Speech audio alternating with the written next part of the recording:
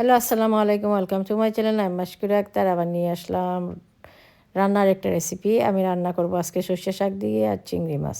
কীভাবে আমি রান্না করি পুরো ভিডিওটা দেখেন, আমার সাথে থাকেন। পুরো ভিডিও দেখে গঠনমূলক কমেন্ট করে যাবেন। এমনি শুধু ইয়া ওয়াও ইয়ামি এগুলা করেন, আপনাদের কমেন্টগুলো দেখলে রাগ আসে।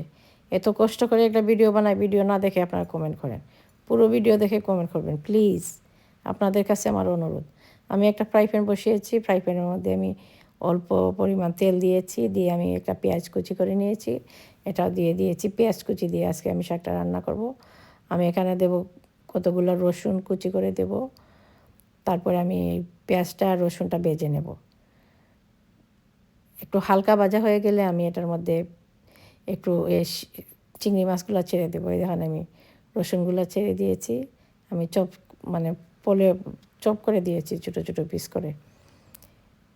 এখন আমি এটার মধ্যে দেবো একটু এই দেখেন আমার শাকগুলো আমি কেটে ধুয়ে রাখছি, আর এখানে চিংড়ি মাছ নিয়েছি। এই চিংড়ি মাছগুলো কুক করা চিংড়ি মাছ, মানে ফ্রোজেন মিলে এগুলা দিয়ে, বাট অনেক মজাদার হয়েছে। আমি সাধারণত মানে কুক করা চিংড়ি মাছ দিয়ে আমি রান্না করি না, বাট আজকে রান্নাটা অসাধারণ হয়েছে। আমি বলবো আপনাদেরকে কিভাবে আমি রান্না করেছি। এই দেখেন আমি চিংড়ি মাছগুলো ছেড়ে দিয়েছি।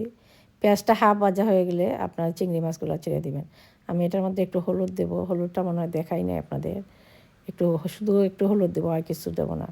আর অল্প পরিমাণ লবণ দিয়েছি। দিয়ে আমি চিংড়ি মাছটাকে ভালোভাবে কুক করব। চিংড়ি মাছটা কুক হয়ে গেলে তারপরে ওই দেখেন চিংড়ি মাছটা অলমোস্ট আমার কুক হয়ে গেছে। এখন আমি শাকগুলা ছেড়ে দেবো। শাকগুলা দিয়ে আমি আরও এটা অল্প আঁচ দিয়ে আমি রান্না করব। এটা অল্প আঁচে রান্না করলে চিংড়ি মাছগুলো অনেক মানে হয়, অনেক মজাদার হয়, সফট হয়, অনেক মজাদার এই শাকটা। মানে এতটুক শাক আমি আমার হাজব্যান্ড একবারে খেয়ে ফেলছি।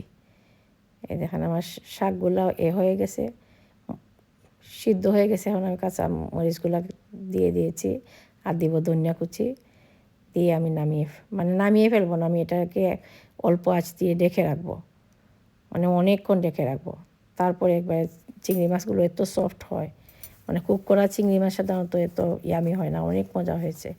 ভালো থাকেন, সুস্থ থাকেন। আল্লাহ হাফেজ।